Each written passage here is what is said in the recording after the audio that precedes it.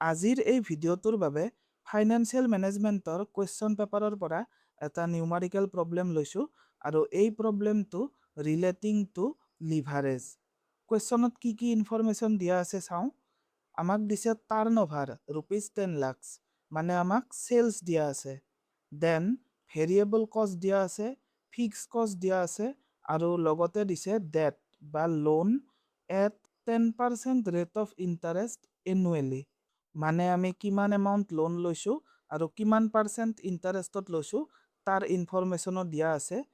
From the above particulars calculate operating leverage and combined leverage. মানে আমি operating আৰু combined leverage উলিয়াব লাগে। চ' প্ৰব্লেমটো আমি ষ্টেপ বাই ষ্টেপ ছল্ভ কৰি যাম, তোমালোকে চাই যাবা। প্ৰথমতে আমি লিখিব লাগিব যে calculation of operating leverage and combined leverage. Operating লিভাৰেজৰ বাবে আমাক লাগিব contribution divided by operating profit. এইটো হৈছে অপাৰেটিং লিভাৰেজৰ ফৰ্মুলা। চ' প্ৰথমতে আমি কন্ট্ৰিবিউচনৰ ভেলু উলিয়াব লাগিব, তাৰপিছত উলিয়াম অপাৰেটিং প্ৰফিট। কন্ট্ৰিবিউচন কেনেদৰে উলিয়াই, যে চেলছৰ পৰা ভেৰিয়েবল কষ্ট মাইনাছ কৰি। আমাক দিয়া আছে চেলছ আমাক কিমান দিয়া আছে ₹10 লাখ আৰু ভেৰিয়েবল কষ্ট দিয়া আছে ₹7 লাখ। চ' চেলছ 10 লাখ, আমি ইয়াৰ পৰা মাইনাছ কৰিব লাগিব ভেৰিয়েবল কষ্ট। ভেৰিয়েবল কষ্ট আমাক দিয়া আছে ₹7 লাখ। কিমান থাকিল 3 লাখ। এই 3 লাখক ক'ব কন্ট্ৰিবিউচন। দেন কন্ট্ৰিবিউচনৰ পৰা আমি মাইনাছ কৰিব লাগিব ফিক্সড অপাৰেটিং কষ্ট। আমাক কুৱেশ্যনত ফিক্সড অপাৰেটিং কষ্ট কিমান দিয়া আছে, যে ₹2 লাখ। ইয়াতে চিম্পলি ফিক্সড কষ্ট বুলি দিছে, বাট একচুৱেলি এইটো কি ফিক্সড অপাৰেটিং কষ্ট। চ' আমি কন্ট্ৰিবিউচনৰ পৰা ফিক্সড অপাৰেটিং কষ্ট মাইনাছ কৰিলে পাম ₹1 লাখ। এই 1 লাখক ক'ব অপাৰেটিং প্ৰফিট বা earnings before interest and tax. So' আমাক অপাৰেটিং লিভাৰেজৰ ফৰ্মুলাত যি লাগিছিল তাৰ ভেলুজ আমি পাই গৈছোঁ, contribution divided by operating profit. কিন্তু আমাক কম্বাইণ্ড লিভাৰেজো উলিয়াব দিছে, চ' আমি আৰু অলপ কেলকুলেশ্যন কৰিব লাগিব। নাও এই অপাৰেটিং প্ৰফিটৰ পৰা আমি ইণ্টাৰেষ্ট এক্সপেন্সখিনি বাদ দিব লাগিব। আমি লোন লৈছিলোঁ যে তাৰ এগেইনষ্টত আমি যিমান টকা ইণ্টাৰেষ্ট দিম সেইটো মাইনাছ হ'ব। ইণ্টাৰেষ্টৰ এমাউণ্ট কিমান হ'ব চাওঁ। আমি লোন লৈছিলোঁ 5 লাখ টকা আৰু ৰেট অফ ইণ্টাৰেষ্ট 10%।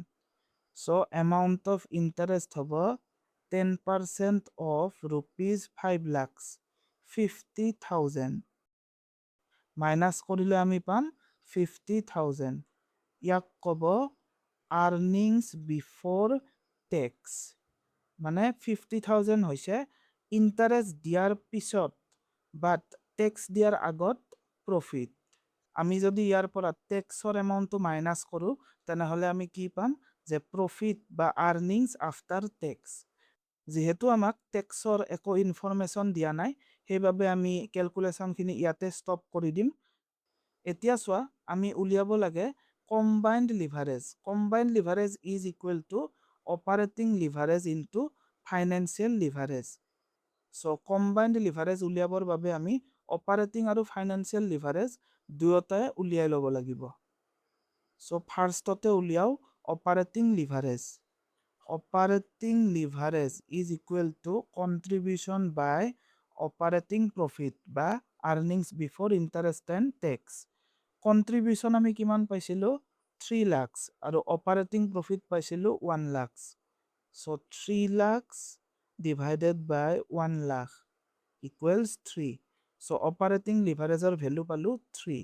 এই 3ৰ মিনিংটো হৈছে যে যদি আমাৰ ফাৰ্মৰ চেলছ 1% ইনক্ৰিজ হয় তেনেহ'লে অপাৰেটিং প্ৰফিট 3% ইনক্ৰিজ হ'ব, বা যদি আমাৰ চেলছ 10% ইনক্ৰিজ হয় তেনেহ'লে অপাৰেটিং প্ৰফিট 30% ইনক্ৰিজ হ'ব যদি অপাৰেটিং লিভাৰেজ 3 হয়।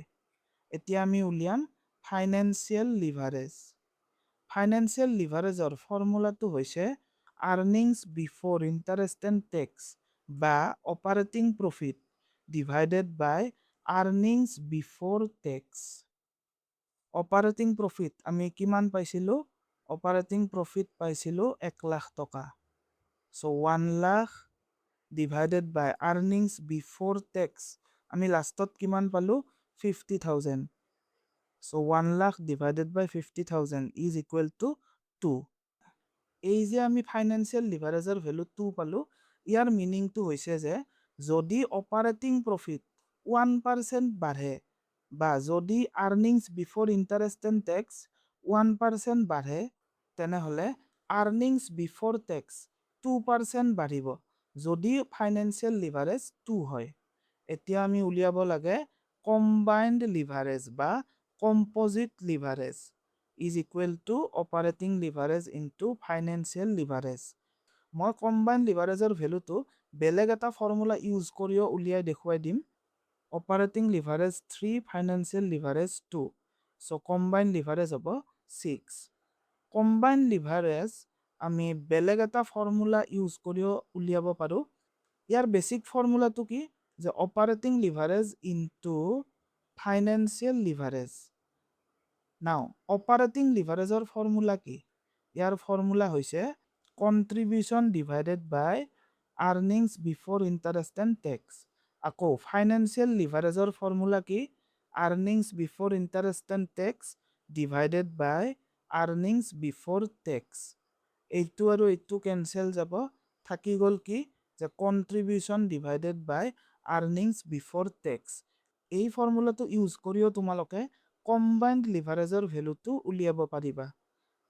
কন্ট্ৰিবিউশ্যনৰ এমাউণ্ট কিমান আছিল? কন্ট্ৰিবিউশ্যনৰ এমাউণ্ট আছিল 3 লাখ। চ' ইয়াতে হ'ব ফৰ্মুলাত 3 lakh divided by earnings before tax. Earnings before tax আছিল 50,000। চ' 3 লাখ ডিভাইডেড বাই 50,000 কিমান হ'ব? 6. চ' আমি এই ফৰ্মুলাটো নাইবা এই ফৰ্মুলাটো ইউজ কৰিও কম্বাইন্ড লিভাৰেজৰ ভেলুটো উলিয়াব পাৰোঁ। এতিয়া চোৱা, কম্বাইন্ড লিভাৰেজৰ ভেলু যে 6 পালোঁ, তাৰ মিনিংটো তুমি জানিব লাগিব। ইয়াৰ মিনিংটো হৈছে যদি আমাৰ ফাৰ্মৰ চেলছ 1% ইনক্ৰিজ হয়, তেনেহ'লে আৰ্নিংছ বিফৰ টেক্স 6% ইনক্ৰিজ হ'ব। বা যদি আমাৰ ফাৰ্মৰ চেলছ 10% বাঢ়ে, তেনেহ'লে আৰ্নিংছ বিফৰ টেক্স 60% ইনক্ৰিজ হ'ব যদি কম্বাইন্ড লিভাৰেজৰ ভেলু 6 হয়। চ' এইখিনিয়ে আছিল আমাৰ ৰিকুৱাৰ্ড আনচাৰ। মই ভাবিছোঁ ভিডিঅ'টো তোমালোকৰ বাবে ইউজফুল হৈছে। আজিৰ বাবে ইমানেই। Thank U.